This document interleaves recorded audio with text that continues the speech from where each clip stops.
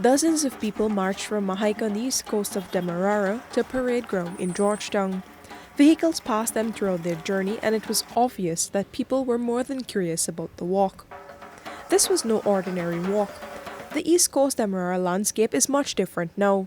Buildings and highways replaced vast plantations where enslaved Africans once worked. But 200 years before, this journey was undertaken by as many as 12,000 enslaved Africans who worked on about 55 plantations across the Demerara coast. They wanted their freedom, and their rebellion became known as the 1823 Demerara uprising. Their freedom didn't come until more than a decade later, but some historians believe that this 1823 uprising was a watershed moment in the fight for emancipation. It was significant because, one, the persons who were killed, most of them were Christianized slaves. Now, it's everyone's right to be free. It's your God-given right to be free, right? A freedom that was given to you by God. And this is something all Christians believe. So from the inception, many Christians would have been against slavery. When the rebellion got put down in the brutal way it didn't just end the lives of almost 250 Christianized enslaved Africans, but also one white person was also lumped as one of the persons who would have created that rebellion. And nowhere in the history of any of our rebellions a white person would have been charged with being part of a rebellion. When we read these things and we see how brutal it was, you have to recognize that who would have wanted something like this to continue for another 200 years, another 300 years. And I think after reading all of this, persons decided that it had to end, and 10 years later, the Emancipation Proclamation. Jack Gladstone and his father Kwamina, Amber, a woman, and John Smith, a white man and parson of the Bethel Chapel who helped teach many the Bible, were some of the key figures of the uprising.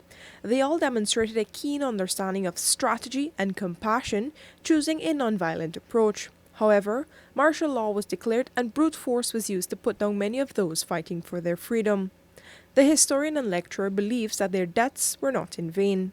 It is believed that because of the brutality of how the colonials put down the 1823 rebellion, many persons around the Caribbean, in Great Britain especially, where most of the anti-slavery persons were, recognized not just the brutality of it, but how harsh the system it was at that time for the enslaved. And I think that would have been one of the reasons why they continue to push even more for the full freedom. Like Ms. Joseph Jackson, others believe it is important to reflect on the 1823 uprising.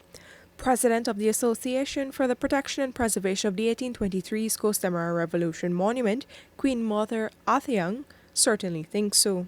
We feel very connected.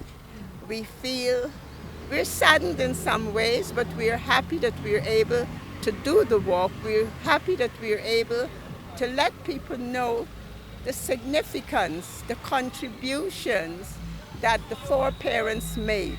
And we're hoping that we will revive that, spirit of determination and, energy that they put forward in order for us to be where we are here today. As many commemorate 200 years since the two-day uprising, the Queen Mother hopes that many more young people can learn about these aspects of their history and culture.